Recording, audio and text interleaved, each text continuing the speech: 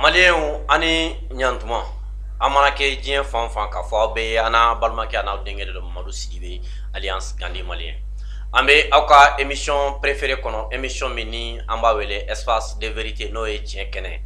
ka wele bila jamana kodɔnnaw ma mun cɛsirilen don jamana kɔnɔdenw ka kɛlɛya n'o ka tɛgɛdi ɲɔgɔn ma jamana in a bɛ se ka basigi cogo min na k'u wele ka na an ka sigi an ka kuma jamana actualité kan bi an ka wele sera an ka CNT maa dɔ ma n'o ye Dr Abubakar Sidiki Fɔnba ye n'a fɔra ko Dr Abubakar Sidiki Fɔnba a dogolen tɛ aw si la k'a sababu kɛ a ka wulikajɔ a n'a ka cɛsiri faso ko in na ka daminɛ Bamakɔ kɔnɔ Mali ka bɛɛ lajɛlen yaala a ka baara ye min ye ka jamana kɔnɔdenw kunnafoni baara min bɛ ka kɛ jamana kɔnɔ a dogolen tɛ mɔgɔ si la o hukumu de kɔnɔna la actualité min bɛ Mali kɔnɔ bi aw kɛra mɔgɔ caman ye mun ye an wele k'a fɔ an ka mɔgɔ wele ka na min hakili juru carinen don kosɛbɛ pour que an bɛ se ka sigi ka kuma a bɛ détail di actualité dɔw kan mun nalen don ka maliden caman kamana gan ka diɲɛma caman kamana gan Mali ka ambassadeur o sisanna Mali kɔnɔ o ma dogo aw la force française a fɔra ko olu ka u ka kasaw cɛ ka bɔ Mali kɔnɔ o ma dogo mɔgɔ si la sisan an ka gouvernement de la transition ni ale dirigelen don son excellence Sogɛl Kɔgala Mayiga ye o ye décision tɛ dɔwɛrɛ ye RFI ani France 24 k'u ka kunnafoni kolon di carin cara jamana in kɔnɔ ko il est temps maintenant ko fu ka siri a dan na jamana marabagaw u jɔyɔrɔ la bi i n'a fɔ kunun u jɔyɔrɔ la togoya min na u ko RFI ni France 24 u t'a fɛ a ka lamɛn jamana in kɔnɔ tuguni u y'a tigɛ pewu a tɛ sɔrɔ jamana in kɔnɔ ka tila ka kangari jɔnjɔn fana da fasodenw ye maa n'i ye kunnafoni dila ye ni u y'a ye i bɛ ka RFI ni France 24 u ka kunnafoni k'u kɛ sababu ye ka fasodenw ladɔnniya o la ɲangili bɛ dɛ kɛ i ma sigi ni ɲangili min ye o b'a yira an mago tun bɛ jamana marabagaw minnu na an tun y'a ɲini an ka jamana marabagaw ka kɛ min ye u ye o sira in ta Macron kumana kunun u ka élection présidentielle min kan ka kɛ Macron ka a ye candidat ye a ka présentation senfɛ a ka programme a tun b'a fɛ k'a ka programme ɲɛfɔ Faransi ka denw ye o senfɛ a ye conférence de presse dɔ kɛ conférence de presse in kɔnɔna la a ye Mali marabagaw a y'olu jalaki k'olu ye France 24 ni RFI suspend min kɛ ko o ma diya ale ye ko fɛn dɔ fɛn min a tɛ bɛn fo ka tila k'a fɔ k'a bɛ CEDEAO mɔgɔw CEDEAO ɲɛmaa Nana Akufo-Addo k'a b'u wele k'a fɔ o nana ka sanction min kɛ Mali kan ko dɔ ka fara kan o b'a yira k'a fɔ kɛlɛ ye intérêt ko kɛlɛ de ye Faransi bɛ k'a ka intérêt de ɲini Mali bɛ k'a ka intérêt de ɲini donc fasoden ɲumanw an ka fara an ka jamana marabagaw kan pour que an bɛ se k'u dɛmɛ nin baara in na Docteur Fɔnba bɛna a da don o bɛɛ lajɛlen na ni an bɔra o bɛɛ lajɛlen na aw bɛɛ lajɛlen b'a kalama carburant prix bɛ ka gɛlɛya carburant prix gɛlɛyali fasoden caman bɛ ka kuma caman fɔ u t'a kun dɔn docteur wele kun ye a ka se ka a da don France 24 suspending Macron ka discours fo ka na se carburant prix bɛ ka yɛlɛni min kɛ ka na a da se o yɔrɔ ma ani jamana bɛ ka basigi min kɛ an ka armée sababu la docteur bɛna a da don o bɛɛ lajɛlen na an b'a fɔ aw ye a ye video in a y'a partager parce que ala ta kɔfɛ ni force bɛ an na réseau sanfɛ aw de don aw mun bɛ ka an ka video a bɛ ka commenter ka aimer ka partager après ka tila ka télécharger ka bila bɔlɔlɔ caman sanfɛ an bɛ aw fo docteur i ni ɲantuma an b'a saha e yɛrɛ ni ɲantuma somɔgɔw bɛ yen tɔɔrɔ si t'u la folikan jumɛn de b'i bolo k'a lase an lamɛnbaga bɛɛ lajɛlen ma Mali kɔnɔ ani Mali kɔ kan n bɛ tasi bila kɛ ka taa fɔlɔ minnu ni tora Maliko la depuis colonisation wagati Babemba ni Fero ninnu olu minnu tora ani sarasiw minnu sara ani M5 mɔgɔw n bɛ dugawu kɛ Ala k'u bɛɛ lajɛlen dusukun suma amina ya Ala rabi k'u dayɔrɔ suma amina ya rabi ka foli kɛ ka taa maliyɛn de la diaspora ye k'olu fo kɛrɛnkɛrɛnnenya la ka tila k'an ka diinɛ ɲɛmɔgɔw k'olu bɛɛ lajɛlen fo Mayi Watara Mamadu Koyita ka fara Sufi Bilali kan ka ɲɛsin Ayidara ni Sherifu Ayidara ani an ka an fa Asharafa Buye Ayidara k'ale fɛnɛ fo kosɛbɛ ka Mali dɔnnibaga bɛɛ fo sabula victoire min bɛ ka na Mali la Sogɛl ni Asimi ni anw dɔrɔn tɛ maliyɛnw ka duwawu de bɛ ka minɛ maliyɛnw cɛsirilen de don donc ka dɔ fara a kan an ka dɔ fara Ala deli kan ka segukaw fo kosɛbɛ Segu bɛ cɛsiri minnu na ani dugu bɛɛ lajɛlen fo ka taa se Kita Kamisogo Dawuda Kamisogo ko a ka baara a nɔ yira segukaw ka baara nɔ yira maliyɛnw ka kow yira an bɛ foli kɛrɛnkɛrɛnnen lase u bɛɛ lajɛlen ma n bɛ segin ka Sufi Bilali fo parce que a ye invité ka taa fo Mopti ka maa 10,000 fara ɲɔgɔn kan ko n kana dɔrɔn n ka kuma n ka maliko kuma fɔ u ɲɛna ko sabula n'i y'a mɛn e bɛ diinɛ ko kɛ e bɛ jamana de kɔnɔ jamana min ni basigi bɛ donc an b'a fɔ a yɛrɛ ko ale y'a a ni ni a yɛrɛbakun a y'a bɛɛ di maliko la transition dɛmɛli la donc n b'i yɛrɛ fo kosɛbɛ a ye bɛ nin cɛsiri mun na Gani maliyɛn ala ka aw dɛmɛ a la ala ka a kɛ arijinɛ ye k'a di aw ma k'a fɔ sarasu minnu ni minnu tulo b'an na minnu ka sarasiw lantanya na ko Seydou Su de don u sara jamana ko de la an bɛ Alahu Taala deli ala k'u dayɔrɔ suma n'a bɛ fɔ mɔgɔ ma ko jihadiste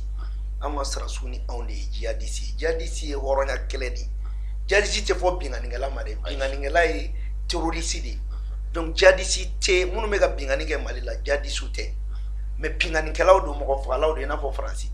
mais minnu bɛ ka jamana défend sarasiw ni anw ani Asimi ninnu ni Sogɛl ani maliyɛn bɛɛ peuple anw de ye jihadiste jihadi bɛ kɛ de ka hɛrɛ ɲini ka s'i ka jamana ma ka tiɲɛ dɛmɛ o de ye jihadi ye o de y'a kɛ dɔw b'a fɔ ne yɛrɛ u bɛ ne tɔgɔ dɔ fɛnɛ ko jihadiste numéro 1 dɔw b'o fɔ ma i tɔgɔ dɔ fana ye n tɔgɔ dɔ ye dɔw b'a fɔ ko la légende du Mali alhamdulillah donc an bɛ a yir'u la ko minnu bɛ kuma filibaga ciya kuma na anw ka saraso n'a ni tanyana Seydou Su u sara jamana ye wa an b'a ɲini ala fɛ ala ka hinɛw la an bɛ min fɔ dɔrɔn halisa mɔgɔw ka dɔ fara u ka ala kanu kan an ka dɔ fara ala bato kan d'accord docteur an ye i wele ka na nin tɛ siɲɛ fɔlɔ ye an ka plateau sanfɛ i bɛ na plateau in sanfɛ ka ca ni wele bilali ma waati bɛɛ na fasodenw b'a ɲini an fɛ ko k'i wele ka na ka sabu k'i ka cɛsiri ye fasoko in na an y'a ye an ka gouvernement ye décision ta k'a fɔ France 24 ani RFI an delila ka émission k'a kan docteur an ye e yɛrɛ wele o b'a yira k'a fɔ an ka émission ninnu u bɛ ka nɔbɔ kosɛbɛ jamana marabagaw u bɛ ka an lamɛn an y'a yira k'a fɔ France 24 ni RFI u bɛ baara minɛ jamana in kɔnɔ a man ɲi ni an ka baara kɔfɛ ni jamana marabagaw fana y'a ye k'a fɔ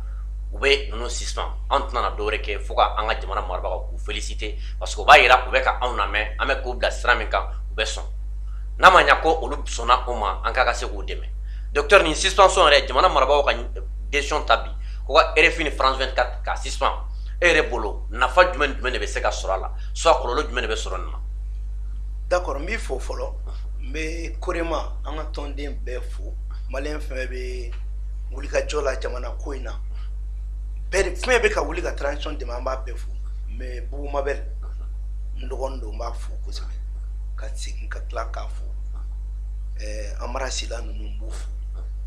jeunes fɛn fɛn wulilen don n'u bɛ maliko kɛlɛ la an b'a f'u ɲɛna u k'u cɛsiri maliko la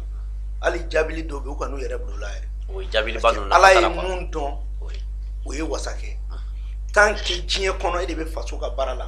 ni mɔgɔ ma sɔrɔ ka fɛn f'i ma o kɔrɔ k'i ka baara ma ɲa ko halisa n kɔrɔkɛ ye ne min ye u ka ne fɛnɛ ladege an kana maa si jaabi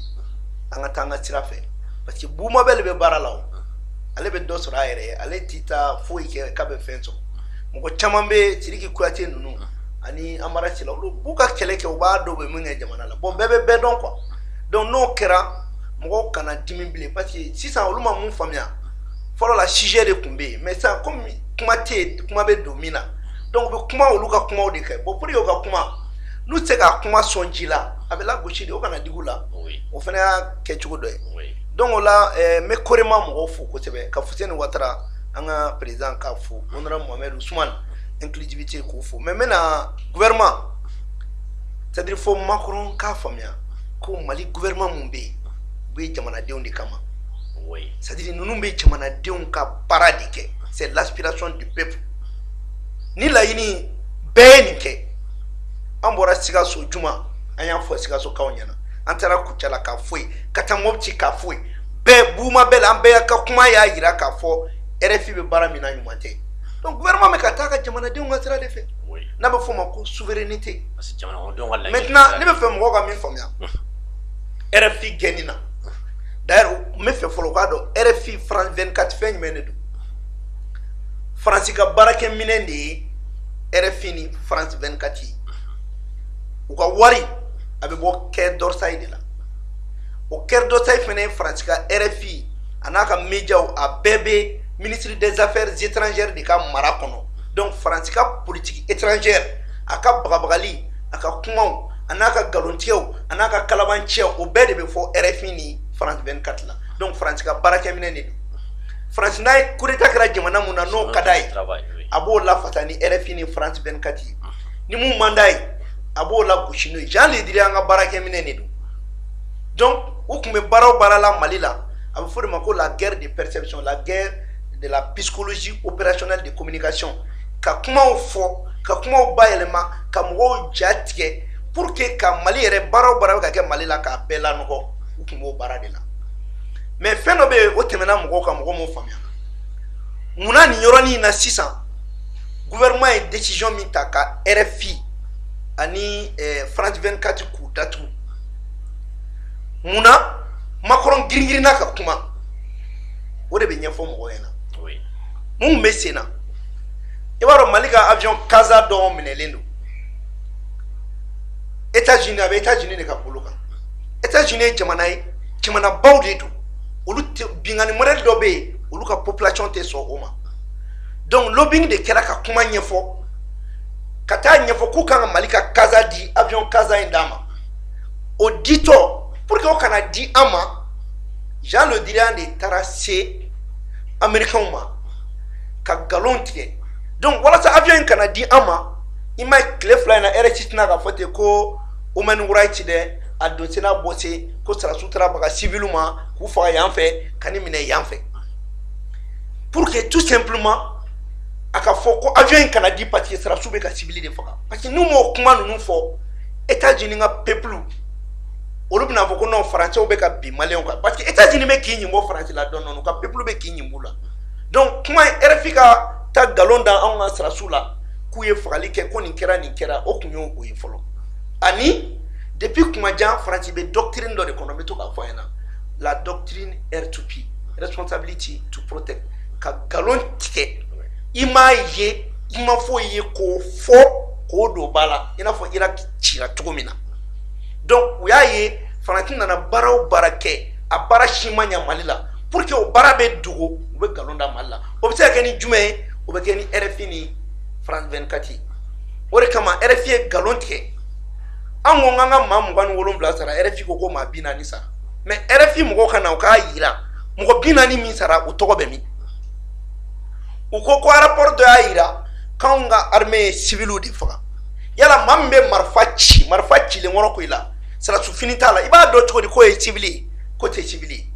olu bɛ yɔrɔ jumɛn olu b'a kɛnɛ kan ye wa n'olu bɛ kɛnɛ kan donc n'a y'a sɔrɔ Faransi b'a dɔn k'anw bɛ ka civiliw de faga o tuma na Sobanda ani Ogosagu donc o kɔrɔ ye k'u y'a dabɔ a kama u ka Mali ka population satɔ ye u ma se ka fɛn fɔ mais nin bɛɛ la n bɛ min f'i ɲɛna n bɛ segin o kan Mali ka nin population bɛɛ sara Faransi ma deli k'a fɔ ko Ala ka hinɛ o la Macron ma deli k'a fɔ wa a tɛna fɔ fɛnɛ donc pour que a ka faamuya gouvernement ye RFI ni France 24 min kɛ a bɛ logique dɔ de kɔnɔ c'est-à-dire gouvernement y'a ka souveraineté de fɛnɛ garder on appelle ça des guerres de souveraineté guerre de diplomatie de don donc a bɛ n'a fɔ sisan an ye CEDEAO ka ambassadeur gɛn an ye Faransi ka ambassadeur gɛn an ye Faransi ka armée gɛn wa ka tila k'u ka média fɛnɛ gɛn tout ça c'est des guerres diplomatiques donc o kɔrɔ ye Macron u ni anw cɛ a bɛna se niveau min ma sisan an bɛna bɔ ɲɔgɔn na de donc Macron bɛ ko fila kan ka jɛrɛ ban pewu voilà u bɛ ko fila kan parce que u bɛ baara kɛ ni ko fila ye n'u ka politique de communication déstabilisation n'o ma ɲa u bɛ guerre ouverte déclarer en contre la mais u b'a dɔn k'u tɛ se k'o kɛ bi parce que Mali kɔ tɛmɛnen bɛ irisi minnu na n'u ko k'u b'o kɛ dɔrɔn u bɛ dɔ sɔrɔ o ɲɛ mun ni Mali bɛ ka baara kɛ donc pour que o ka kɛ u bɛ campagne de kɛ ka Mali ni diɲɛ bɛɛ kɔ don ɲɔgɔn na ni galontigɛ ye o de kama a bɛ nin ko caman kɛ maintenant n'i ye nin bɛɛ jateminɛ Macron bɔra ka fatɔ kuma min fɔ manamanakan ninnu an kana dɔrɔn mais sani an ka se Macron ka kuma ma fɔlɔ an ka jamana marabagaw y'a yira k'a fɔ non seulement France 24 ni RFI u y'olu suspend en même temps fana jamana kɔnɔ yan n'u y'a ye k'a fɔ kɛra journaliste ye kɛra activiste ye kɛra chroniqueur ye soit kɛra télé so ou bien kɛra radio so ye k'i bɛ ka RFI ni France 24 ka information de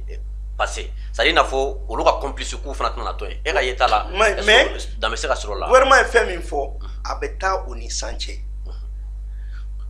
gouvernement y'a yira fɔlɔ France 24 n'i y'u ka kuma lafɔ an ka jamana kan o kɔrɔ ye k'i ye i attaquer an ka souveraineté de la presse o presse ne y'o kɛ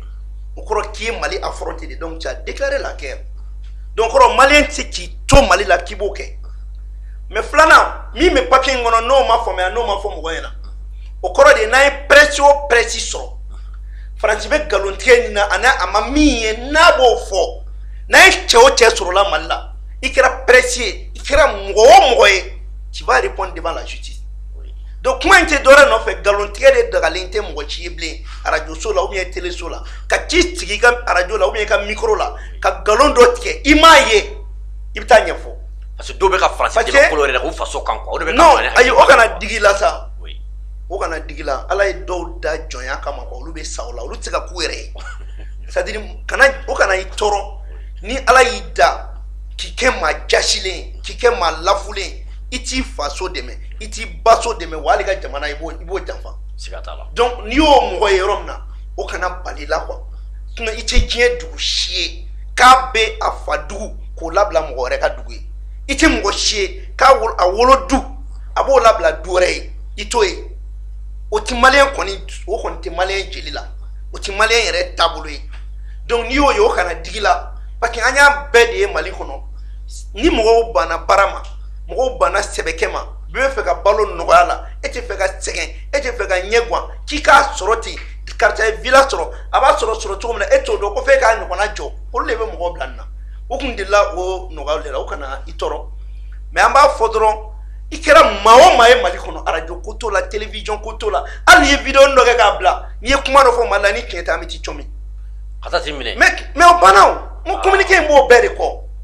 communiquer c'est-à-dire ay kuma mi fo iga fin terminena nganti jena ible anga faso kelela mado kan doya son do ka bara de ka jamana maraba wala gushi français non ni sera français ma duna communiquer ko fe do ka korobo dron itna na fo ko ba keri ma de pati a fori yana a fori yana ni bi jamana de me ademe ni ta de me idadi I jagwale te ka deme o donc ni jagwale te ka jamana deme I jagwale fene te ka boka mgoni donc fusirilen fle ni a bede la un coup il y a fort ibta dire procureur général bit ima ali shayma gratuité la e ma papier kura on allait oui papier kura be kana seulement kura ba be kana kura be kana ni bede pour que ali justice sera fait malangure en ko do kuma ka ke ka fusira bela donc ni mi ba kalama ikle ni ti clé dadi I jagwale te ka kuma est-ce que jagwara ki ka kuma donc ni ko ni ibe ko mina ni ko fa jagwa ki ka Francis sabo de fo e Francis era gena ko ale te kuma e bina ba kibina sabo fo kibi to sira fe politique mo ko to la charte de parti ko to la o te raison politique parce que charte mimbe angulo ne président de parti di charte mimbe mali bulu charte de parti politique ya fo ka préparer la tie kanye parti ou mali kono de ka mali défend ka mali ka souveraineté défend ka mali ka akè défend o de kono na wartara ka di parti mo kanga communication ke ka mo kala ka mo la famia jamana ko ka ni jamana marachuko ka mais ama fo ko I parti politique kika I attaquer ka jamana la ma fo mo ci oti sati kono d'ailleurs o de ato article 46 ou bien 48 aglita la ni ma yo wale o kay ka récépissé kanga minela donc am ministre de l'administration territoriale en fait ba ma kono ni yoro la parti o parti ni bora ka mana kan fo ke responsable parti ou bien qui est ni kana kuma do fo ko politique kuma na de on n'est pas dans un régime démocratique anti-démocratique régime na transition dore nana gelea de nana jamana dongo kanga nyechi jamana joma ni ado ko do be ka kena mabe do fo ni ko imai mais na ya ketan obanya o politique kuma oui proposition critique ibi na ko nenya bala gouvernement mécanique kanike mais nous ya ketan o de binya jamana ma mais est-ce que kelebola gouvernement na barake choto flu bi tika bola atina foko utika barake na foko melega o de dugu am tika barake filibe bo gouvernement barala filibe tika bonne reta la mais mo be akina munundi o de ba andeme o de kama jamana de beka be jachi jamana kola chaque citoyen compte donc ni mo bo mirina fo abata abado bala o de be jamana bonno voilà maintenant Macron kumana soro aga kuma ayato mo sur la munye ne wele kafo rutunta don kafo France président avec son info anale ka France dit lebu majnya fanta anani bela jene wati kelemina on be ka fo ya ka fongo la CEDEAO est pilotée par la France mo do tun sigan tun do kuma la wati kelemina anga faso den jugu mumbe munte faso en basiki fe muntu me ka CEDEAO kele ka e fe muntu me ka Mali kele CEDEAO kama kun France yere kuma na aya ira Macron ya ira ka discours kon la ko olube ale be na nana akufo do wele ko ka do fara Mali ka sanction kan kun wɛrɛ tɛ dɛ France tɛ CEDEAO kɔnɔ ko mais ko ale bɛna CEDEAO mɔgɔw de wele ka do fara Mali ka sanction kan k'a sababu kɛ mun ye ko parce que ko an ye RFI ni France 24 suspend olu dun tɛ CEDEAO kɔnɔna la e bɛ se ka mun de fɔ est-ce que nin b'a yira k'a fɔ CEDEAO ka bɛ ka gɛlɛya min na se Mali ma France de bɛ k'a bila la wa Gani malien i b'a dɔn i bɛ ka ne layɛlɛ de parce que ne ye nin bɛɛ fɔ aw ɲɛna a mɛnna sa k'a fɔ ko mɔgɔ bɛ yan ko b'aw ko Macron ka kuma digira la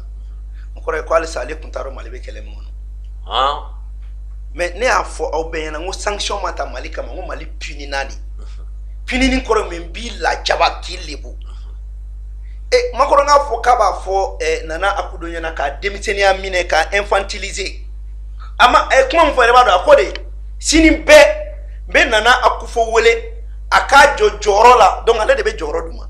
u k'u ɲɛsin kɔrɔlen an ye min kɛ Mali la kɔrɔlen o m'a bɔ an fana bɛ far'u kan hali n'an ka armée bɛ na hali n'u b'a kɛ kɛlɛ yɛrɛ ye n k'o de fɔ mais ni kana bali la sa ne y'a fɔ bɛɛ ɲɛna n ko CEDEAO a ka budget opérationnel wari min bɛ CEDEAO kɔnɔ pour que u ka se ka baara kɛ kɛmɛ sarada 71 Union européenne de b'o sara o dun président ye français bi donc wari min bɛ di aw ma o cikan de don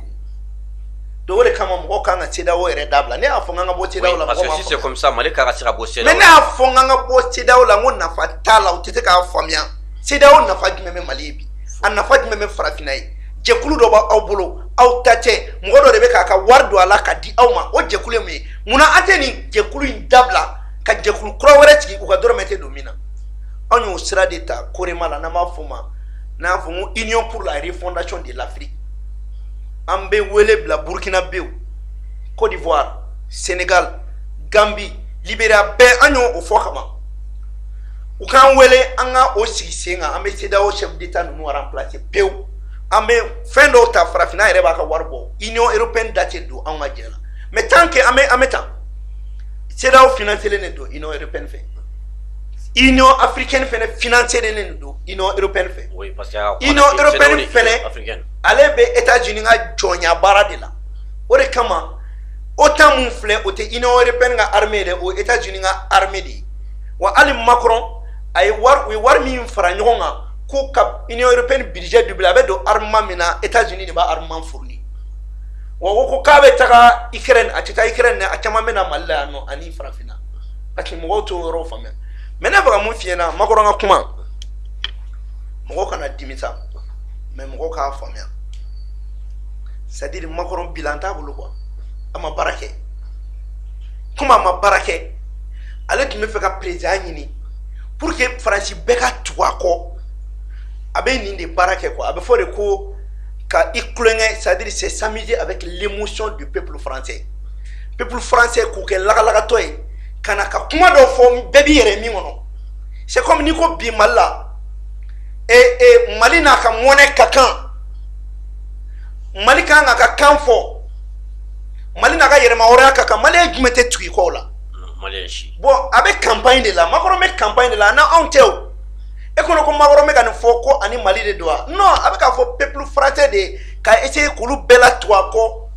ka na k'i n'a fɔ ko il est a valeur dɔ de b'ale la min ye démocratie valeur ye k'a sɔrɔ valeur kisɛ kelen t'a la démocratie a géométrie variable coup d'état i b'o soutenir yan fɛ i b'o dɛmɛ yan fɛ i bɛ jama bɛ jɛ ka fanga min ɲini i b'o kɛlɛ donc a ye Macron ka kuma in denmisɛnniya kuma don mais a bɛ ka français de fɛnɛ kɛ denmisɛnnin ye il est en train d'infantiliser le peuple français en se faisant victime donc il joue avec l'émotion du peuple français ka émotion a bɛ k'o de attirer ko binfini d'a kan o la o politique mɔgɔw bɛɛ bɛ na an tɛ sɔn an ka jamana ko de don mais mɔgɔ bɛ ɲinɛ min kɔ ko Macron ka nkalon tigɛ Macron ka kalamanciya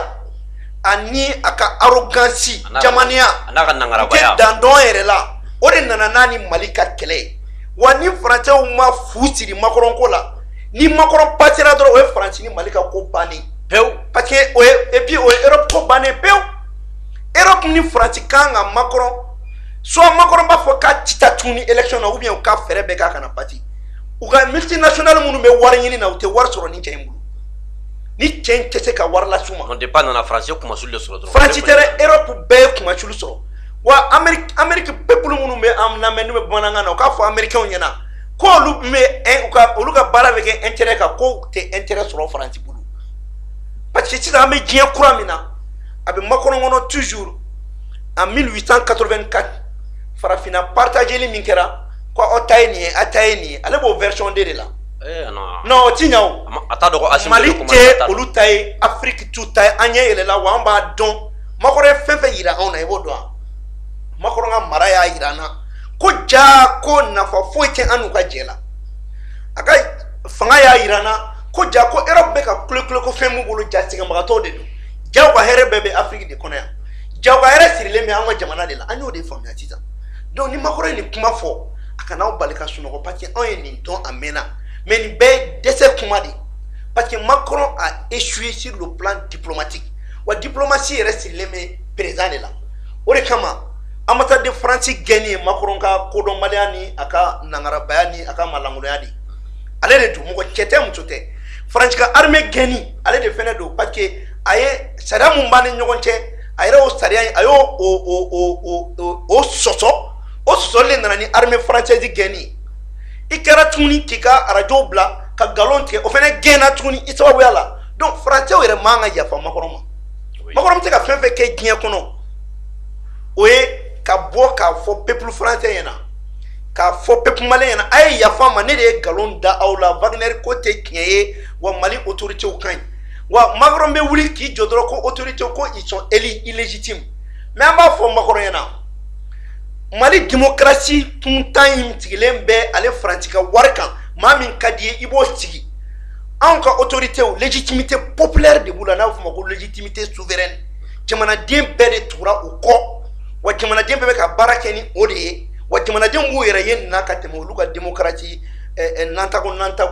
dilanni ka élection suɲɛ ka dɔ bila yen ne y'a président bɛɛ bɛ gɛn mɔgɔ de t'u ma vote ye mɔgɔ de t'u kɔ donc kɔrɔ légitimité de tɛ u la o de kama hali u tun taara nkalon bɛɛ tigɛ ko conseil national de transition ko yɔrɔ investisseur baden de tun pɛrɛlen don ka na Mali la u tun kɛlen bɛ ka nkalon min tigɛ o investisseur i b'o dɔn ko n'u nana ko bɛ investissement kɛ Mali la bi ko non ko Mali gouvernement ko organe tɛ pour que k'a légiférer c'est-à-dire ka ta sariya ta an y'a fɔ investisseur ɲɛna parce que sisan wari mugu de bɔnnen bɛ diɲɛ kɔnɔ yanni kalo damadɔ cɛ o wari mugu ninnu bɛɛ bɛ kɛ nɛgɛjuru sira ye donc bɛɛ fɛ ka na dugu la ka investissement baw kɛ mɔgɔw pɛrɛnlenba de don ka na Mali la mais o tun ye mun fɔ k'olu décourager ko n'u nana ni wari ye n'u ni gouvernement kumana ka bɛn a la u ka investissement kɛ ko ni gouvernement bɛ k'a kɛ ko légalité t'o la ko légitimité t'o la c'est-à-dire o tɛ gouvernement ye min bɛ Mali état représenter nin bɛɛ tun y'u ka nkalon ye mais an n'olu kumana an y'a yir'u la gouvernement ye wari o wari ta hali IBK ka temps a ye juru mun ta ani sɛbɛn min bɛ an ni dugu wɛrɛ ni ɲɔgɔn cɛ conseil national de transition an y'a bɛɛ voté ka légiférer o kɔfɛ budget min b'an bolo n'a fɔ o ma ko loi de finance ni conseil national de transition tun tɛ yen ni CNT tun tɛ yen gouvernement ka budget tɛ lakodɔn o kɔfɛ an y'a yir'u la k'a fɔ la cour de justice de la CEDEAO a ye papier bɔ k'a yira ko an minnu bɛ CNT la an lakodɔnnen don ni député wasadenya ye an kan ka sariyaw ta an kan ka réforme kɛ wa tiɲɛ yɛrɛ de la an bɛ députéw place fɛnɛ la o kɔfɛ mɔgɔw ma mun faamuya dɔw nana fɔ aw ma élu o de y'a to aw bɛ tan mais u ɲinɛna k'a fɔ ko diɲɛ député fɔlɔ minnu taara olu nommena de wa hali États-Unis kɔnɔ député minnu bɛ taa nomination de don parce que jamatigibaw de b'u yɛrɛ sɔrɔ a kɔnɔ donc k'a fɔ députéya tamasere tɛ élection ye députéya tamasere ye députéya waleyali de sariyaw tali gouvernement contrôle donc an ye olu la convaincu u y'a faamuya o kɔrɔ ye don n'a nata maliyɛn k'a bila i kunkolo la ko diɲɛ de bɛna giri Mali kan Mali bɛna taa ka jamana camanba de dan o fɛnɛ ɲɛngoya Faransi b'o fɛnɛ kɛlɛ la donc ni mɔgɔ min ye nin faamuya Macron ka kuma kana aw tɔɔrɔ parce que a kan tɛ aw ma mais a bɛ k'a ka Faransi peuple de dɔgɔya a ye nkalon tigɛ u ɲɛ fɛn t'a bolo a bɛ se ka fɛn min yira k'a y'o kɛ donc a échouera de u ye miliyari min don u ka armée la Mali kɔnɔ san 9 kɔnɔ a miliyari bɛɛ lajɛlen a ma nafa ɲa kalo 4 an ka armée nana yira k'a fɔ ko ja ko Faransi bɛ ka wari k'a y'a fili fu la mais an bɛ min fɔ peuple français k'a fɔ Macron ɲɛna k'a ka armée ni san hakɛya min kɛ Mali la k'a k'a bilan yira wari min donna la ka wari justifier Macron sera ne no de ye milliard 200 ça be milliard do aw mana guerre la aw ma gagner Mali kun dugu 300 de kun minenen do dugu tarake dugu batan woroy o kono na nga armée nana anga armée nana o dugu batan woro la armée dugu batan fla libéré alhamdulillah o de ma ben uma pour que ko bilan dogo ube galon tie u civil u fagade u ye nin keta français ka fo Macron ka nana ni wari mi ka dona farafina ka démontrer ka yira parce que ay galon ni tiroyi ayu ko war dun fula a war ma do anwa armée la u ya do terroriste de la o kuma faka jamana fi o de manya donc kuma imbe ni yoro de la malien kana u dusu kachini ni u ka fo me adron be ka yira peuple français la ko Macron me ku tromper abaka galon tie de la Macron de échouera wa Macron kanka mangi ali fanga nyini tugun na ya nyini nu ya dama France ka ko bana peu. D'accord. Docteur Ebora kan kuma nunu min fo ni bela jelen ko fe Macron yere ka kuma la ko liberté de presse en même temps ani Mali journaliste do be yan do munye France ka mo sanew yan bo do fo munye France ka mo sanew yan be ka kuma mamu to do la ko liberté de presse or ka andu bora ka ye sasani ko metate 600 francier ilisuka téléson mais France au téléson au 6 ka sabu ke irisu ni Ukraine be la France bora ko téléson 6 le fait mais on yanta ke France be ka kele wati mina malen do fana ba fa France demo Ukraine ko liberté de presse yala liberté de presse ko kuma be sira fo RFI ni France 24 6 nan nawa mena mun fiena droit de l'homme tien kono kalondo ne de afiena ma delega sigi tien kan c'était jamana mi abo fo de ma ko droit de l'homme principe de la paix ay here na jamana ka galondo et puis ma fo journaliste yana fin flabe ko anu sanga nyoma liberté de presse ani la souveraineté du peuple et de l'intégrité du peuple ou te kelere waja nyona ka kuma nangole kuma nagashilen fo jamana doka yere ma horo yakola o te liberté de o tamanga da dimare ay o te liberté ça c'est une attaque à la souveraineté d'un pays. France qui attaqué en wa yere ma horo ya de la akume qui attaqué en wa autorité de la on dalé me mununa no le ka barake donc o te liberté de presse maintenant nana o liberté de presse kono muna ale français irishuka media irishi ani oka putnik muna uyo datu olufe o kumana olu ni ikeren me guerre la olu irishuka media datu ufe donc si ça a fait ka fin kan fe minga jugone kan na ota datu c'est le principe de la réciprocité et de la souveraineté uye putin ta datu putin uta datu uye mana kan fo en fene u genga bo en fait parce que akoto kera jamana firi de bu kono o da kin me fega min famia munu ma famia RFI ni France 24 a gagné c'est dans le cadre de l'intégrité et de la diplomatie entre les deux pays parce que RFI ni France 24 a financé nenedo qu'est d'or ça fait il y a gouvernement yu gain c'est pas parce que ko liberté de ou gain parce que France de ka barala donc ngombe e France ka barala ne be kan nyini kan on la nogo ami toy mun ga la nogo non il m'a ndira toy John Malen de nyana ma jume ma nyini nga boy wala ka même funyana ino européenne ou ka bon Macron no fait parce que nous ma bon ou ka EIT mumbia ani ECAP no lu buga straso no na me formation do ga nyamo fait ino européenne kono nini mbora étape mina solo ma no lu feneke donc on m'a mis les pays de l'Union européenne ou wala ka bon Macron ga galontiela ou kana uni malika kuma Mali be mi fait alu be mi fait coopération gagnant kele tie on ni jamana che Allemagne e ba do mo be mina Mali la ango barake e manake jamana o jamana donc Macron kera mo do di ka jamana toy partenariat état à état Macron desera odila mais même fi na français ko ka parti français ka kinya ko ale be mo gore fara ere ga keleke c'est-à-dire abe te fi ki kana fara le ka kale ka keleke mais ale kelenti se ka foike ore kama ba nyini ka Mali ni fem bla nyona en fait ne be ni fo ou ba traduit ma ne be kan kuma mun fo gani malien wallahi be tanga kuma be traduit to kana kalame non siga to la siga ambo wakati dola ne kungono ngo muna manga kuma do fo to kan kelengele na nguta me ja ameka kuma fo ube ka bela me bamananga ka tabla ube ka lame donc ore teka to tu la blin donc akana mo ko no ko dore do klobana mo ko continue tuni ko kuma be fo anga kana al ni ufanu bane na anga kana ube kla na fiena ki ufani bane ni tra YouTube ka ibai donc mo kana juro la ora ke raison de plus anga kandu bala parce que ni mo bana ibi intéressant anga kano voilà d'accord mais ama se ka yoro min fam comme Macron a ira aka discours qu'on a la kafo ale aya ira ka discours qu'on a la CEDEAO ya ale ka outil de travail de abe na CEDEAO blaka Mali nyangati tuguni est-ce que non nana kana ke anjoro khara ke jumelo la sisan ni CEDEAO nana kana Macron ga hakilna ta ka fuka ba afera do fara nyangati kan o de ka anga jamana maraba oni CEDEAO ka médiateur ka nyonya bi ni nolu jora Macron ga hakilna joro kan anga ga sika mubara de ke non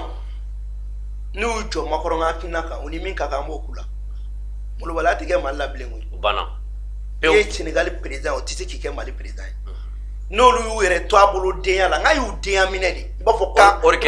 wolo din ado me flamme Macron Macron fitin dew mais ni bana sa mo onu ne tida kelen ko Wagner be malla parce que France a fo parce que be ka sira France ya France ke ka ko ka sanction ta o yere taru do ko ka sanction ta sanction be ulu ba kokoro ba financer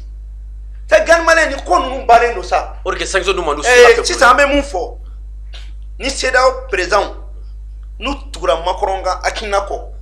amba nyinu wa jamana den fo ka président be genga bu ka jamana kuntiya parce que sisan Mali ka kele ne bina Afrique libérée an fune ba nyini sisan an Mali la ka kele mun ke u ka peuple fune ka wuli ku ka nyamko kele parce que ni koro de ko lu jamana e ka gana nyogon jamana balaje mugo badin ko me kuruman ka duku ko ngoro be ti président la kebe ta Macron demteninga kuma de lame ko ki ifrafi nyogon ti la jabama fo akatla ka faga discours ko ega Alassane Dramane laje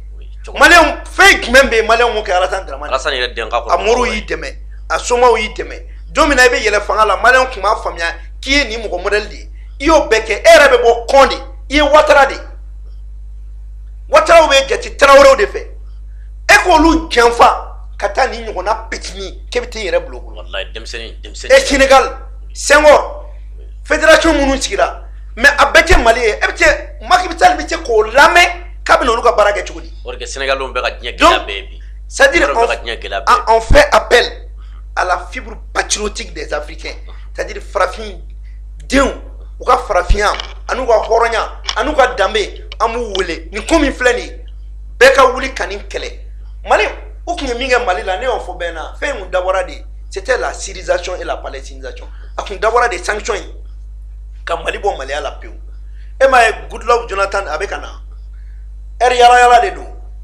tan nga sigimbe gone ma tuno kuluwa no la anta roshi olu de da fo dien be na ko fo ite fara transition de lega mais olu de da mala kala na bogo sangele ya o bakla ko sangele ni kalotan wora bo kuma reform inteni mais mi fo malé onyana dron be ka bli kungulo la ou ni transition be na sangele ka o be na san fla ka o be na san taba ka o na onye anga barake ni o ka sanction wuli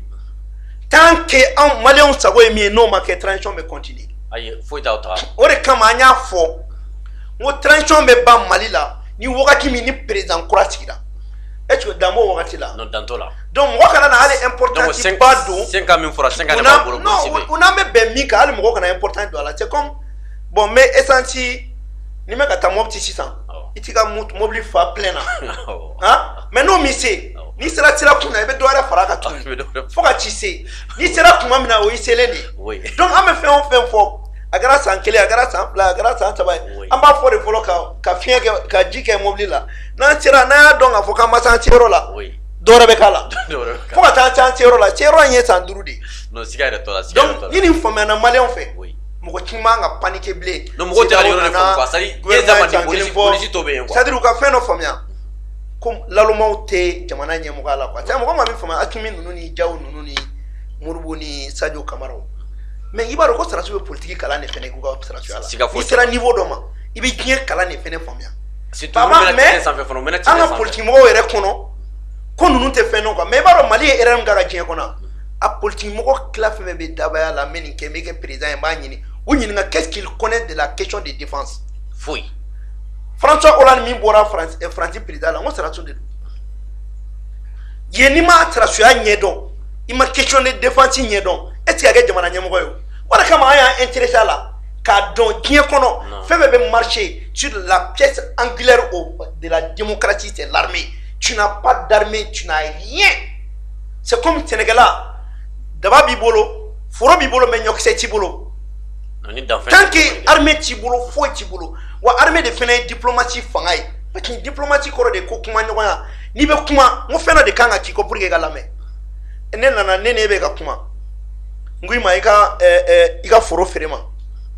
an bɛ ka kuma i ka foro ko kuma na ou bien bon ne bɛ fɛ k'i ka nin yɔrɔ san marifa bɛ ne bolo fɛn tɛ e bolo i tun b'a dɔn i ka foro in nege bɛ ne la cogo min n'i ma sɔn kuma mun ma a bɛ se ka kɛ binkani ye mais n'a y'a sɔrɔ e fɛnɛ labɛnnen don ne labɛnnen don an bɛ bɛn a la de mais ni ne labɛnnen don ka tɛmɛ kan n b'i influencer k'a fɔ bon n'i ma sɔn k'i ka foro di ne ma binkanikɛlaw mana na ci ma ne da tɛ don a la dɛ o yɛrɛ la n b'a dabɔ a kama mɔgɔw ka bi kan pour que i k'an wele faransi o de kɛ mali la ka taa libi ci ka sɔrɔ ka terroristes bila pour que an ka ci bila u yɛrɛ ma maintenant sisan an ka armée yɛrɛ constitué ra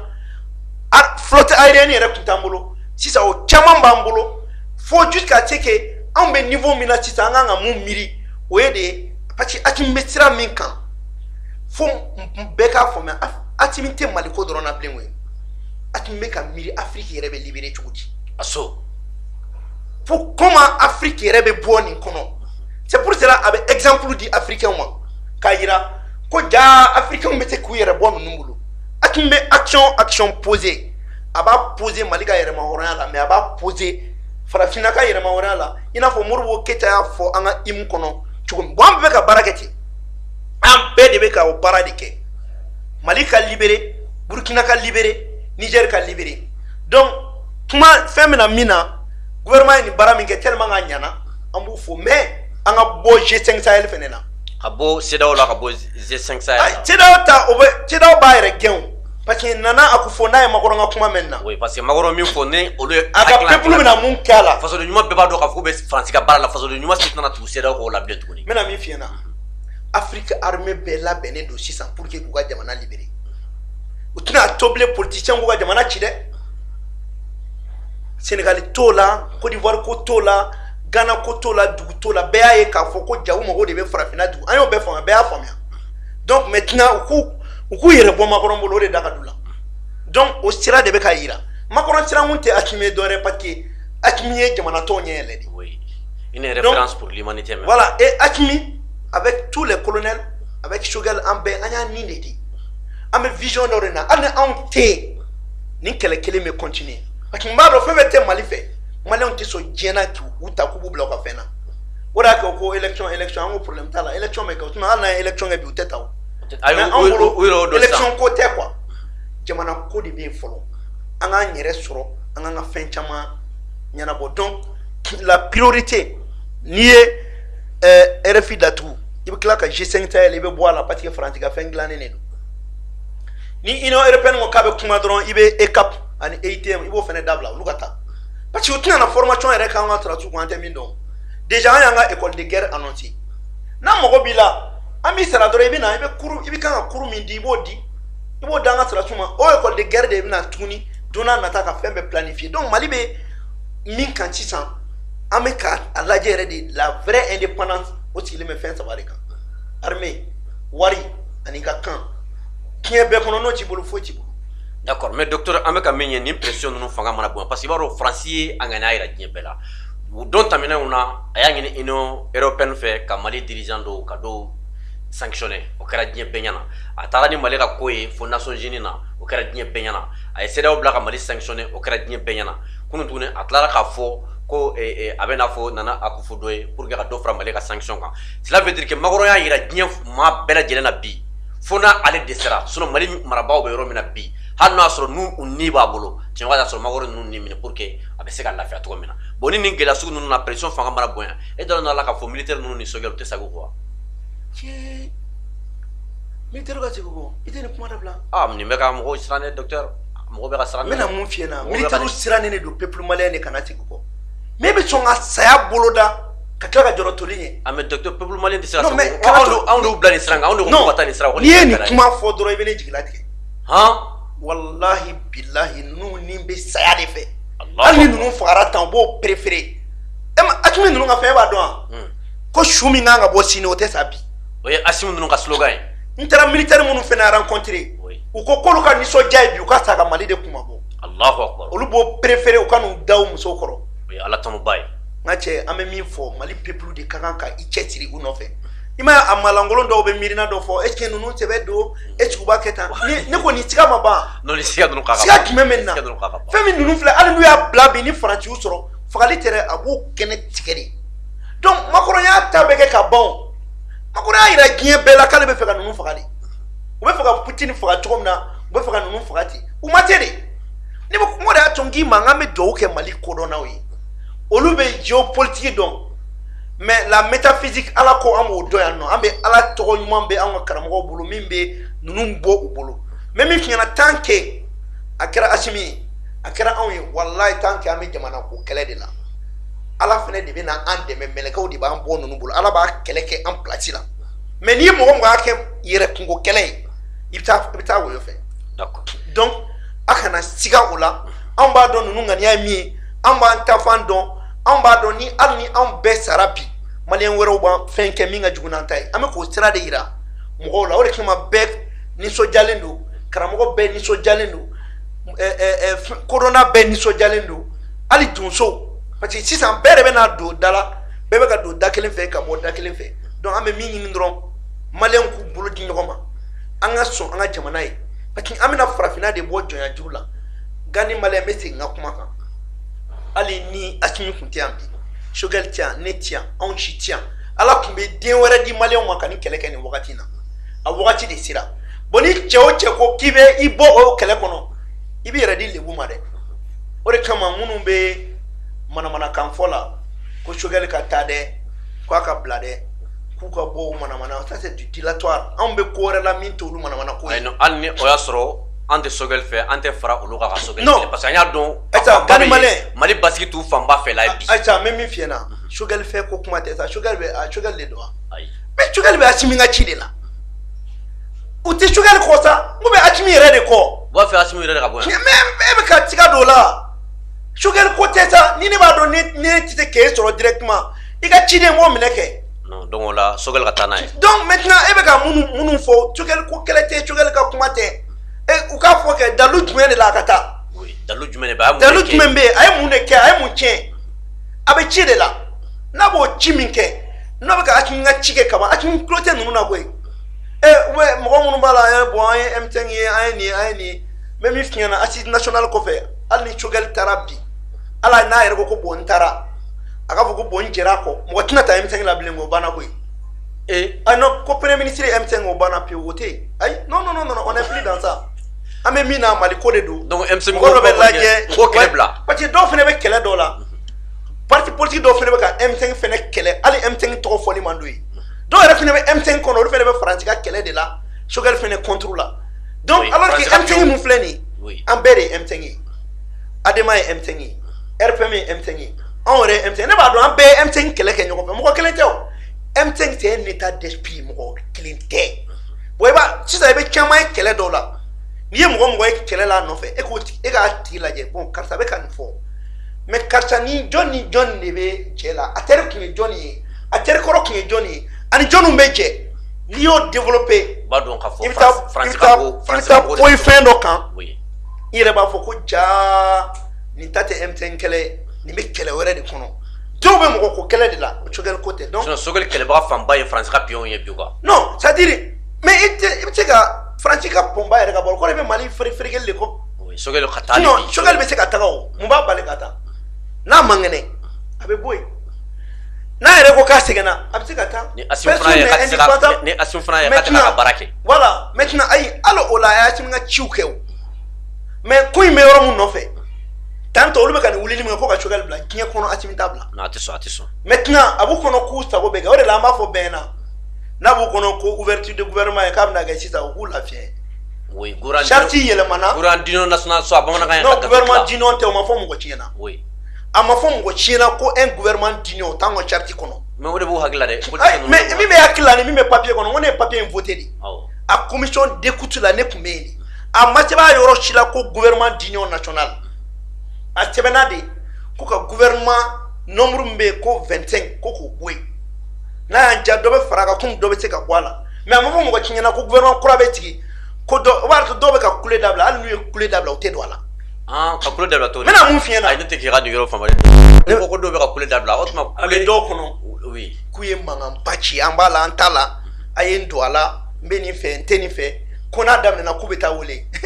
ce n'est pas autant de mankan jɔ ka citation non an ka kɛlɛ bannen don kaban an bɛna taa jɔn de wele e bɛna mun mankan ba e y'i ka kule kɛ a ma nafa ɲa i ko k'i ma sɔn fɛnkɛ ma i y'o mankan bɛɛ ci fanga ma i la maliyɛnw m'e lamɛn an t'e ta k'e don gouvernement jumɛn na k'an yɛrɛ mangoya non o tɛ se ka kɛ tuguni ne y'a fɔ Asimi ninnu ɲɛna n'u bɛ fɛ fanga in ka jasi maa o maa ye mara kɛ n'a ye jamanadenw tɔɲɔ maa tɔɲɔna n'i y'a don i ka fanga la a bɛ tɔɲɔ lasi ma jɔw b'i kɔ barika b'i kɔ i kana maa tɔɲɔna ta dɛ n'i ye mɔgɔ o mɔgɔ ta n'a bɛ mɔgɔ tɔɲɔ a ka tɔɲɔ b'i ka gouvernement bi mɔgɔ o mɔgɔ ye maliyɛn tɔɲɔ n'i y'o ta a tɛ foyi ɲɛ i ye a tɛ hɛrɛ lasi ma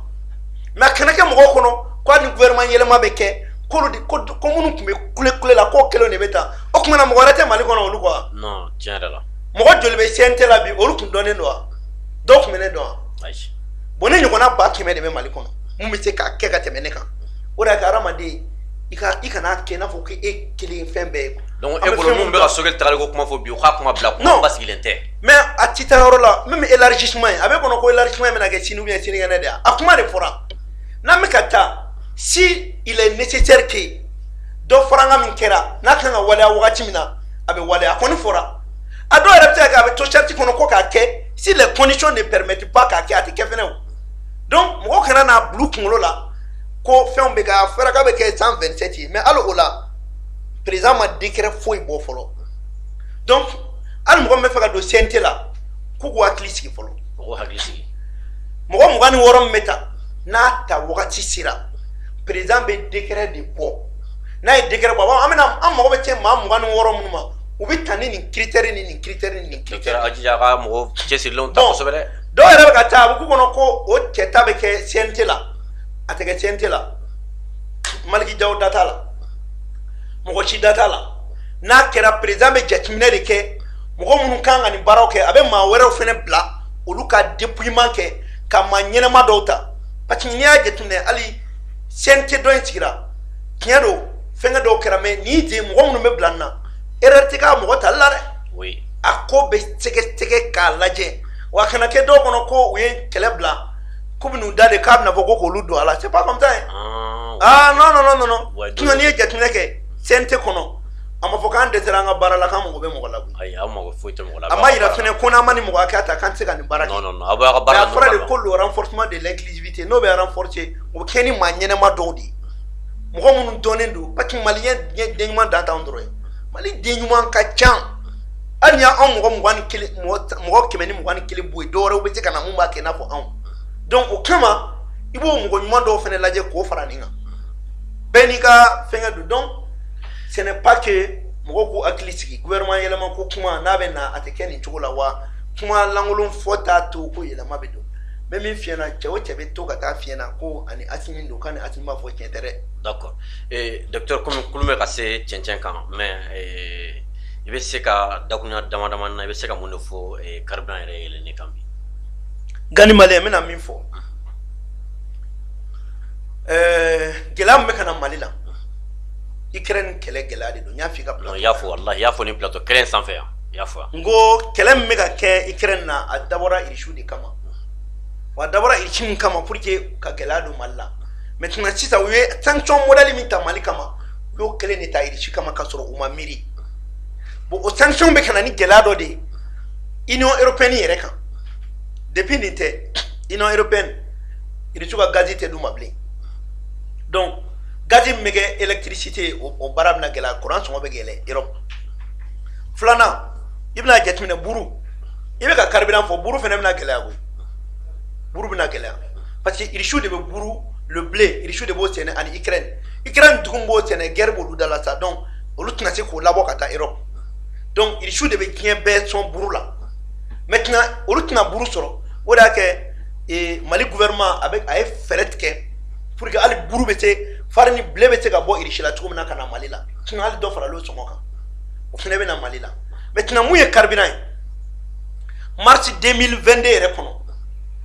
gouvernement ye baara minnu kɛ pour que ka carburant yɛrɛ to a nɔ la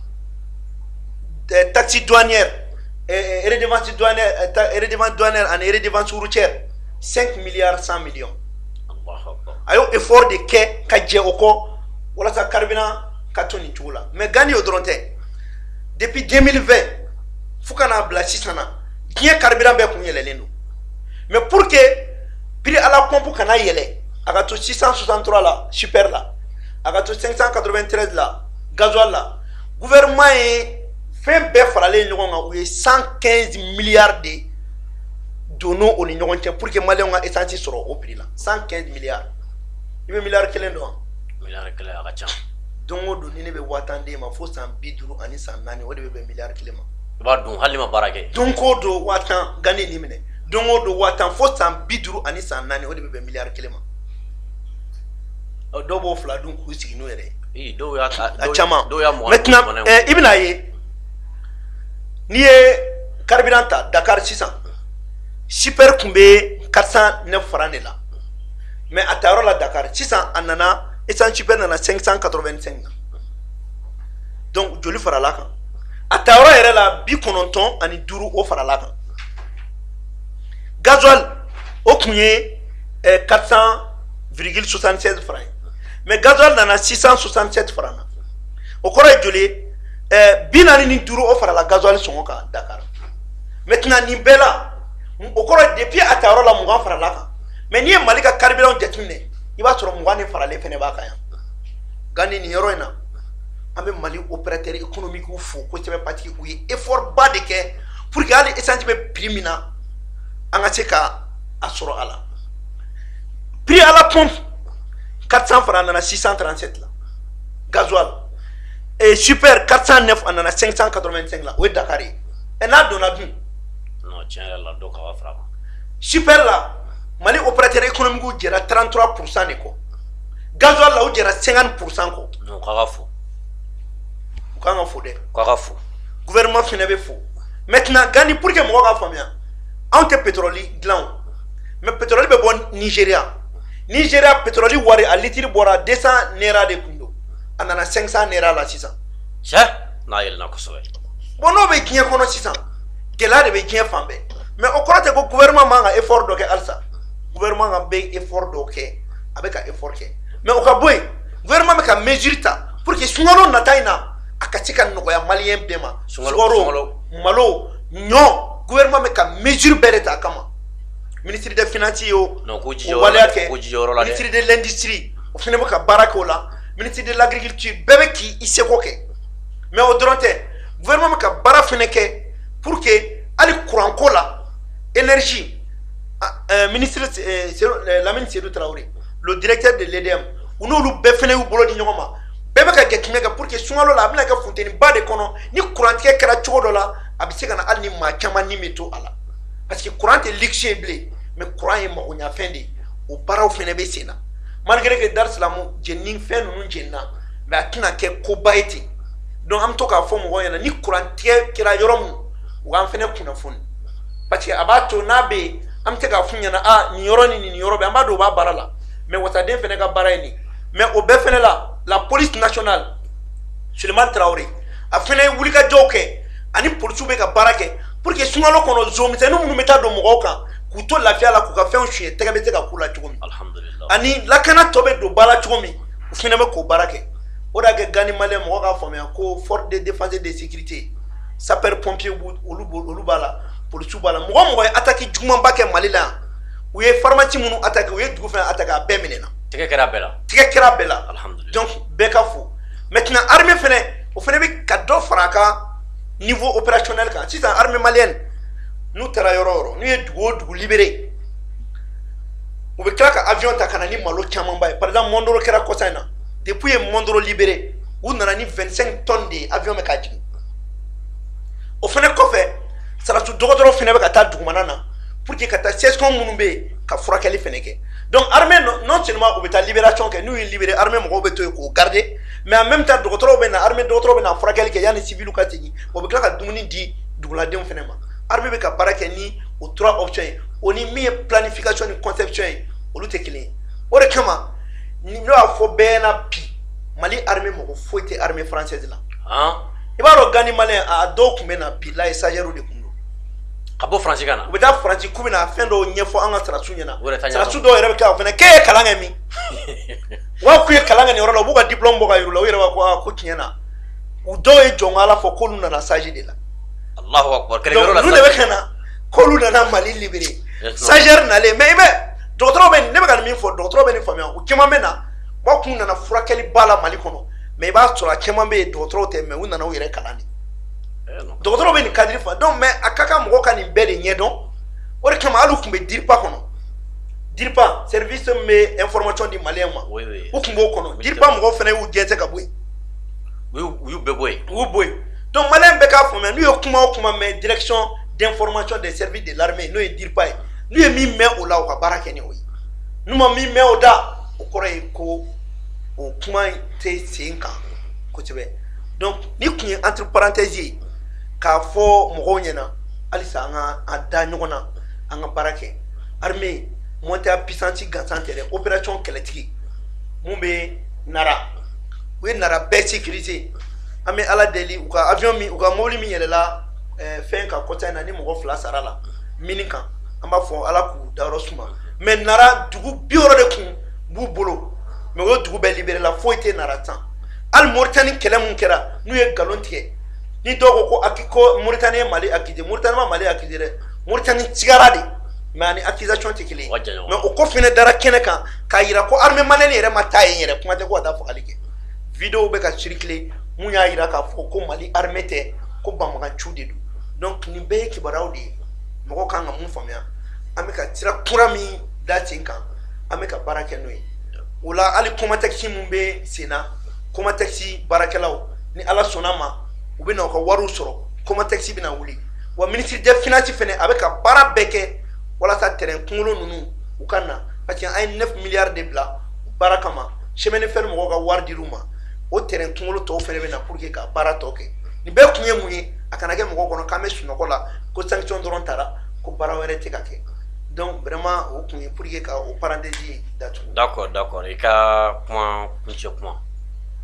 Gani maliyɛn ka kuma kuncɛ kuma ye mun ye n b'a ɲini maliyɛn bɛɛ fɛ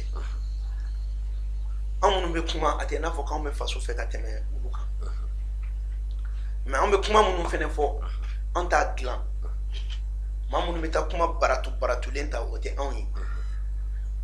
ala y'a kɛ danaya de dara anw kan k'an kɛ wasaden wasadenya a bɛ fɔ de ma ko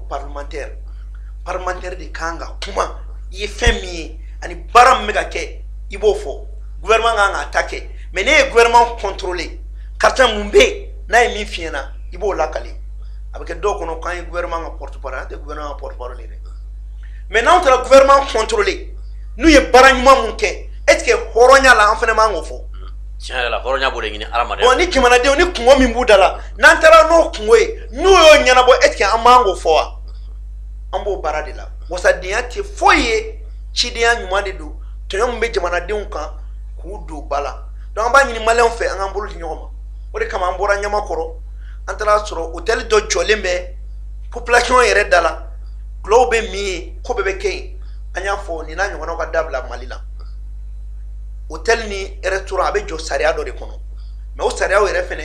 an bɛ ka baara kɛ pour que ka sariya in k'a tɔ lakili parce que distance ma fɔ a la mais a fɔra ko fɛn bɛ dankari an ka adamadenya la o ka dabila office malien de tourisme et de l'hôtellerie a directeur an bɛna se a ma pour que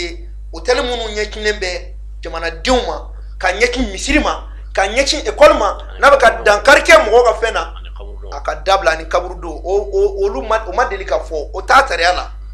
parce que n'an ko Mali kura mɔgɔ kura ti ka na quoi an b'an jogo de yɛlɛma plus jamais ça ne Fɔnba tun bɛ sonyɛni kɛ ne kan ka fɔ ko Mali kura ko la ne bɛ sonyɛni dabila ka baron halala la ne Fɔnba tun bɛ ŋanamu kɛ ne kan ka bɔ kɔnɔ n tun bɛ nkalon tigɛ ne kan ka bɔ kɔnɔ ne tun tɛ n ka fiɲɛ ci ta ne kan ka taa n ka fiɲɛ ci ta ne tun tɛ mɔgɔ bonya ne kan ka mɔgɔ bonya ne tun bɛ mɔgɔkɔrɔbaw dɔgɔya ne kan k'o dabila donc parce que n'an Mali kura in ye o de a kɔrɔ de ko ka jamana ka danbe a n'a ka hɔrɔnya ka segin o ma n'an b'a fɔ ma ko la restauration de la conscience historique et la valorisation de nos us et de nos coutumes ka yɛrɛ dɔn fara an bolo la an taabolo dɔnnen bɛ ni min ye denmisɛnninw ka mɔgɔkɔrɔbaw bonya denmisɛnninw ka bɔ drogue ta kɔnɔ u ka bɔ juin min kɔnɔ i tɛ se ka juin tɛ ka da e kɔnɔ k'e k'i si kɛ juin min na e bɛ cun b'o la ka tile b'o la k'e bɛ kɛ jamana sini ɲɛsigi o bɛ kɛ cogo jumɛn gulɔ bɛ ɲini ka na fan da e kɔnɔ e yɛrɛ ɲɛ ci yɛlɛ ke ka kɛ jamana siniɲɛtigi e bɛ ko ye cogo di donc o kɔrɔ tɛ mɔgɔ min bɛ gulɔ min u ka hakɛ de don min bɛ suɲɛ min i ka hakɛ don mais an b'an ɲɛsin minnu ma o ye minnu bɛ ka baara kɛ n'a bɛ ka ju ka siniɲɛsigi kan o de kama hali an ko Mali ka centre dɔ dayɛlɛ min b'a to denmisɛnnin minnu ni suɲɛ ye u farikolo minɛ k'u fari ko k'u jeli ko ka suɲɛ bɔ a la an ko fɛnɛ an ka kɛlɛ kɔnɔ gerebuden minnu bɛ ka taa sirada la ka delili kɛ Gandi est-ce que a ka di e den ka taa delili kɛ siraba la ni a ma ne ka kɛ est-ce que Mali kurajɔ ye an kan ka ni denmisɛnnin ninnu k'u to yen u ka taa delili kɛ u bɛ dege suɲɛni na u bɛ dege fɛn bɛɛ la a ka di jɔn ye i den ka bila nin hakɛya la donc Mali kura kɔnɔ f'o bɛɛ de ka dabila ani n'an bɛ mana minnu b'an bolo n'an b'o fili karew kɔnɔ an k'u ta an ka comportement changer donc b'i yɛrɛ fo Gandi Malien i bɛ fasodenya min Ala de b'a sara i n bɛ kuma kelen dɔrɔn de f'i ɲɛna wallahi billahi tant k'i bɛ faso baara la i bɛ ka kɛ faso kama Ala t'i dɛsɛ bana bila i la wa Ala t'i ma mais n'i bɔra faso ko kɔnɔ don o don aw ka jugu dɛ caman bɛ malo caman kɔnɔ a tun bɛ mɔgɔw kɔnɔ ko faso ko don n'i ta tɛ faso ko i bɛ lebu wa mɔgɔ bɛ yen Mali la an b'a ɲini u fɛ minnu ni Mali dusu t'u kɔnɔ Ala ka Mali kanu don u dusukun na parce que u ka hɛrɛ b'o de la minnu m'a faamuya Ala ka faamuyali d'u ma an b'an ka karamɔgɔw fo an b'an ka kodɔnnaw fo halisa an minnu ye denmisɛnnin ye an ka yɛlɛma an ka mɔgɔkɔrɔba dɔgɔya dabila an ka n'an ka karamɔgɔw dɔgɔya n'u ye ko min kɛ an k'o to u ni Ala cɛ an ka n'u ka image jugu ta ka taa fili diɲɛ kɔnɔ parce que an b'olu de lase maloya ma an bɛ jamana lase maloya ma an ka segin an kɔ an k'an kɔrɔw bonya an k'an balimaw bonya an ka kɛ balimaya fɛ an ka kɛ sinjiya fɛ donc vraiment ne kɔni b'i fo k'i n'i ka technicien ba bɛɛ lajɛlen fo a bɛ baara mun na Ala k'a ɲa ka d'an ma an y'a ye fɛnɛ i bɛ studio jɔ la tiɲɛ don an b'an seko kɛ mais an b'a ɲini maliyɛnw fɛ u ka Gandi maliyɛnw fɛnɛ k'a dɛmɛ i mago bɛ dɛmɛ la i ka studio in na mɔgɔ kelen tɛ se ka nin fɛn bɛɛ kɛ bɛɛ mago bɛ dɛmɛ la mais minnu m'an lamɛn an b'a ɲini u fɛ u fɛnɛ ka i dɛmɛ pour que studio in bɛ se ka ban cogo min parce que an bɛ yɔrɔ min na studio bɛ ka jɔ de a ma ban fɔlɔ an b'a yɔrɔ partie min na a bɛ k'an ka image bɔ parce que o kɔrɔ tɛ e yɛrɛ t'a f'i yɛrɛ ma k'an ye dɛmɛ mais Gandi maliyɛn an b'a fɔ Mali ɲɛna k'i dɛmɛ parce que e bɛ ka nin baara minnu kɛ faso jɔ de don a bɛ dɔ fara i ka faso jɔ kan a b'a to i bɛ baara kɛ minnu y'i dɛmɛ kɔrɔlen an b'u fɛnɛ fo k'u ka dɔ fara kan hakɛto bɛ nin na d'accord merci beaucoup docteur an b'i yɛrɛ fo ka sabu kɛ ni an mago sera i ma waati o waati émission espace de vérité kɔnɔna la i bɛ na ka sabu kɛ i ka fasoden ɲumanya ye foli fanba an b'a d'i ma n'o o bɔra yen an b'an ka sponsor officiel fo a dɔ ye Bama Dramera ye produit Gadan PDG ba dɔ ni aw mako bɛ aw ka dumunifɛn duman fɛn fɛn na ka daminɛ nɔnɔmugu la ka se boisson ma ka se thé ma ka taa se malo ma ani safunɛw a bɛɛ lajɛlen bɛ sɔrɔ boutique 711 la ni o PDG ba ye Bama Dramera ye an b'a fɔ san kelen ɲinɛ nalen ka wuli ka jɔ bɛɛ lajɛlen kɛ pour que an bɛ se k'an ka émission kɛ lafiya kɔnɔna la n'o o bɔra yen ala ta kɔfɛ n'a b'a fɛ ka taa hiji ani umura la ani tourisme na ala ta kɔfɛ a y'a jigi da agent de voyage ali umura mɔgɔw kan an b'a fɔ ni ne tun an bolo bi kala se aw ma ala ka an bɛn a ɲɔgɔnna wɛrɛ ma wasalam.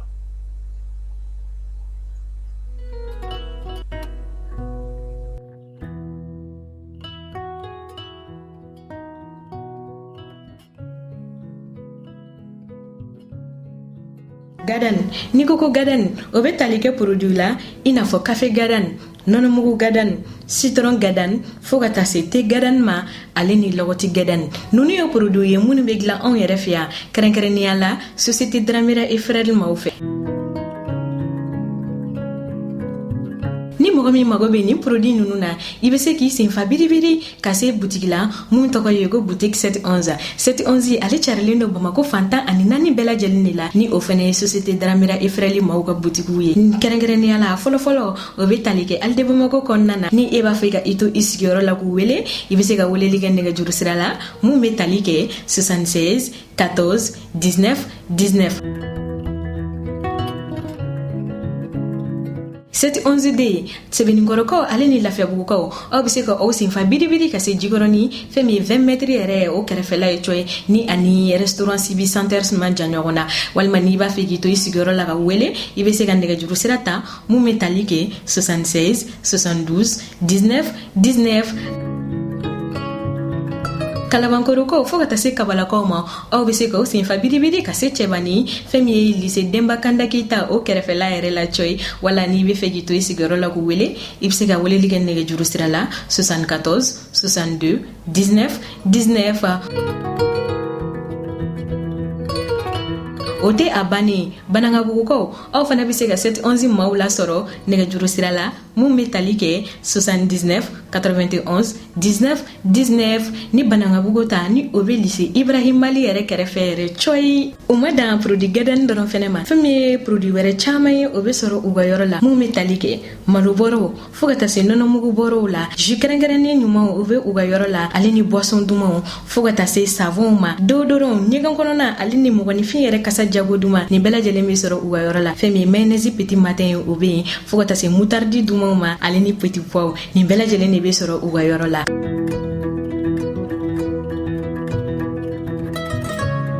Ka wasa sɔrɔ dumuniko ta fanfɛla fɛ a fɔ ko société Dramera et frères lafiya bulonba.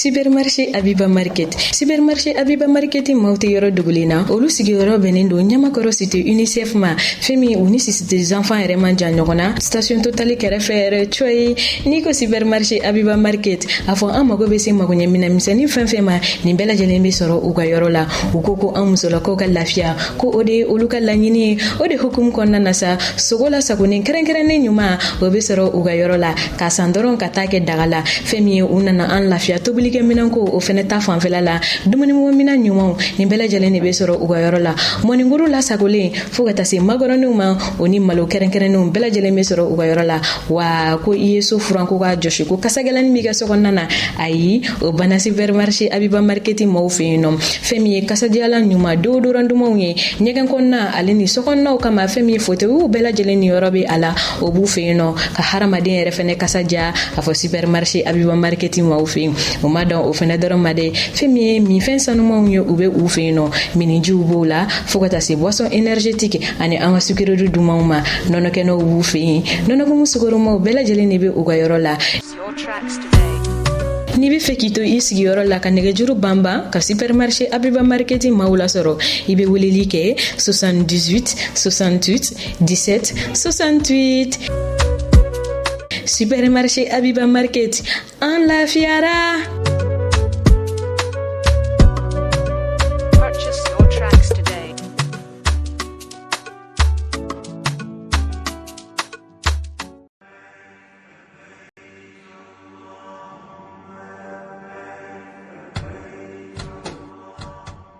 Al Umra be silamɛw kunnafoni k'a be duguta kɛrɛnkɛrɛnnen min labɛn san 2022 Umra ogumu kɔnɔna na ko o tɔgɔsɛbɛnw bi senna. Hinjikɛla minnu b'a fɛ ka taa Umra la ɲina sunkalo dɔgɔkun fɔlɔw la ni o b'a daminɛ avril kalo tile 4 ka taa bila a tile 18 na san 2022 ko o musakaw bi t'i jɔ sefa wari miliyɔn 2 ani 280 na. Minnu b'a fɛ ka taa sunkalo dɔgɔkun labanw na n'o b'a daminɛ avril kalo tile 17 ka taa bila mai kalo tile 2 la san 2022 o musakaw bi t'i jɔ sefa wari miliyɔn 2 ani 120 na. Al Umra b'a da silamɛw kulo kan ko tɔgɔsɛbɛnw bi senna halisa minnu b'a fɛ ka taa Rajaba kalo o dɔgɔkun labanw duguta la ni o yɛrɛ bolodalen do ka bɛn février kalo tile 22 san 2022 ma. Al Umra be silamɛw fo minnu ye danaya da u kan wa a bi weleweleda kɛ u bɛɛ lajɛlen ka boli joona ka n'u tɔgɔw sɛbɛn ni ka duwawu kɛ u ka taa ni ka segin ɲuman na Saudiya jamana kan. Ka fara o bɛɛ lajɛlen kan Al Umra ye cakɛda ye min be biyew feere minnu bɛ dugutaw kɛ ɲɔgɔn fɛ ale ni kelenna dugutalaw ka taa diɲɛ jamana bɛɛ lajɛlen na min yɛrɛ la ani kɔnpanyi caman de bɛ baara kɛ ɲɔgɔn fɛ sɔngɔ nɔgɔman na. Ka fara o kan an bɛ visa di Dubai tagalaw ma ka assurance labila dugutalaw ye bolimafɛnw ale ni fɛn caman wɛrɛ. An ka musaka sarasiraw ye Orange Money, MoneyGram, Ria ale ni Western Union.